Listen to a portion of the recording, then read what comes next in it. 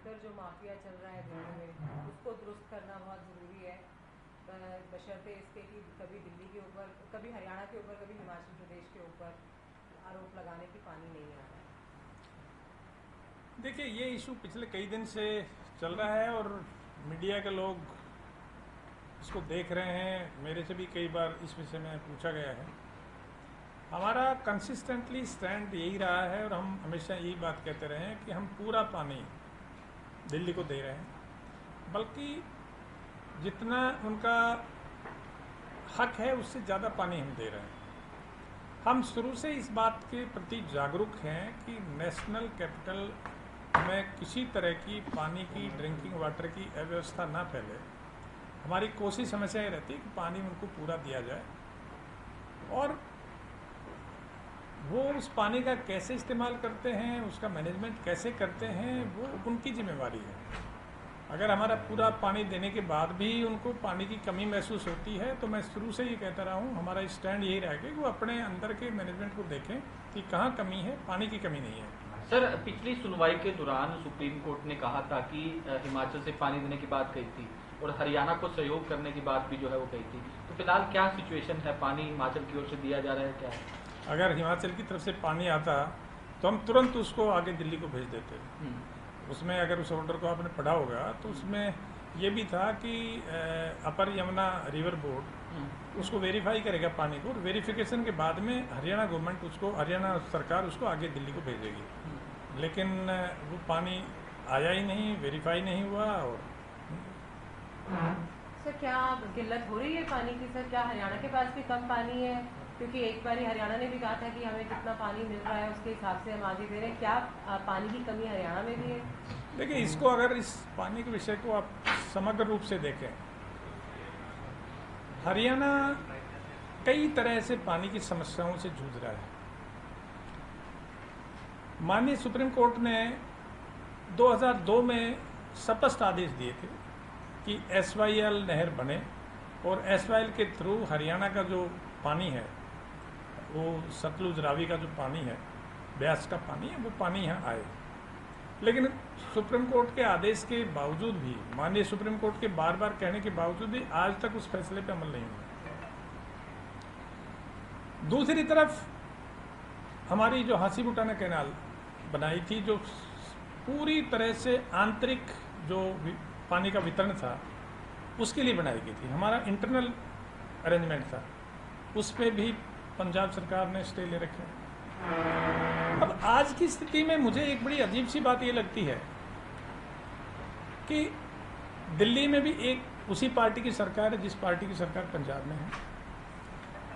पंजाब सरकार, उसी पार्टी की सरकार, माननीय सुप्रीम कोर्ट का के स्पष्ट आदेश के बावजूद भी SYL नहर के निर्माण को नहीं होने दे रहा।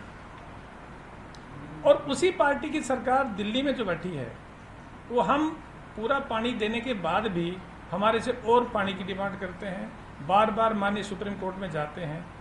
पिछली बार भी सुप्रीम कोर्ट में गए थे तो माननीय अदालत ने उनको डांट लगाई थी, कि फटकार लगाई थी कि ये इस तरह लिटिगेशन नहीं करते, पानी पूरा आ रहा है। अब भी 2-3 तारीखें हो गई, वो माननीय कोर्ट को संतुष्ट नहीं कर पाए कि हरियाणा सरकार पानी नहीं दे रही। तो आपको क्या नहीं लगता कि पॉलिटिकल इशू बनता जा रहा है? आम आदमी पार्टी जो है, क्योंकि उन्होंने हिमाचल प्रदेश की तो साइड ली, पर हरियाणा को बार बार जो है वो आरोपी ठहरा रहा है। देखिए, ये इस बात से अपने आप में ही पॉलिटिक्स की बू आ रही है। एक तरफ आप माननीय सुप्रीम कोर्ट में जाते हो कि हरियाणा सरकार को आदेश दो कि हमें पानी दे, अगर आप पार्टी की बात करते हैं।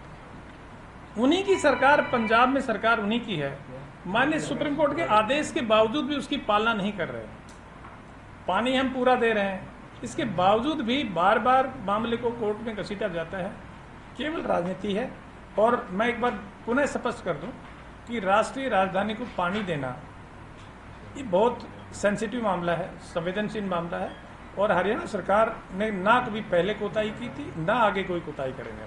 सर, कमी कहाँ दिख रही है आपको? क्या जिस तरीके से एलिगेशन वो लगा रहे हैं, कहाँ कमी दिख रही है? देखिए, अभी जैसे थोड़ी देर पहले ही पूछा जा रहा था, मुझे जो लगता है उनका जो आंतरिक वितरण है, आंतरिक व्यवस्था है पानी की, उसमें उनको सुधार करने की जरूरत है।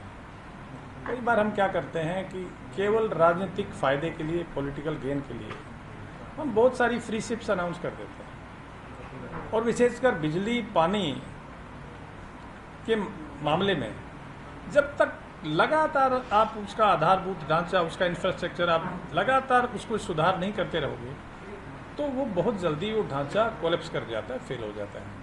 मुझे लगता है कि दिल्ली सरकार ने पानी का जो वितरण की व्यवस्था है उस पर ध्यान नहीं दिया, और पिछली साल की, जहाँ तक मुझे जानकारी दी गई है, पिछली साल की उनकी जल बोर्ड की इंटरनल ऑडिट है, ऑडिट में भी 50% के लगभग पानी की वेस्टेज उसमें दिखाई गई। आप ये बताइए, जिनका 40% 50% वेस्टेज जिसकी पानी की जहाँ होगी, वो बाहर से लिए हुए पानी को किसी पे कोई भी आरोप लगाता रहे, व्यवस्था ठीक कैसे होगी?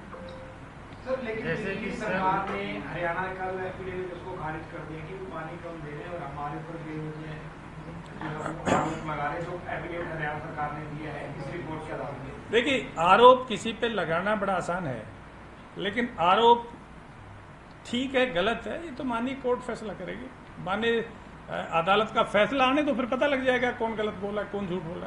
ठीक सर, जैसे कि आपने बोला कि पंजाब और दिल्ली में जो है आम आदमी की सरकार है, और आपके बारे में ये बोला जाता है कि डबल इंजन की सरकार है, और फिर जैसे एनडीए की सरकार बनी है और आपकी सरकार हरियाणा में है, क्या एसवाई बिल को लेकर के फिर से आपको इस मुद्दे को लेकर आगे बढ़ेंगे? देखिए, एसवाईएल का मुद्दा लगातार हमारे लिए एक महत्वपूर्ण मुद्दा है, और हमारे प्रदेश की जब से हमारी सरकार आई है हम हमेशा उसके बारे में लगातार उस पर कार्रवाई कर रहे हैं। अभी माननीय सुप्रीम कोर्ट में इसकी जो एग्जीक्यूशन है ये पेंडिंग है, और हमारा भरसक प्रयास है। और देखिए, वैसे भी राजनीति नहीं है, एसवाईएल नहर बनना हरियाणा के लिए न केवल एक राजनीतिक मुद्दा है बल्कि हरियाणा की जीवन रेखा से जुड़ा हुआ है। सारा दक्षिणी हरियाणा सूखा पड़ा है, सारे दक्षिणी हरियाणा में पानी के पीने की आज की तारीख में भी ये जो हमारे भिवानी, महेंद्रगढ़, रेवाड़ी,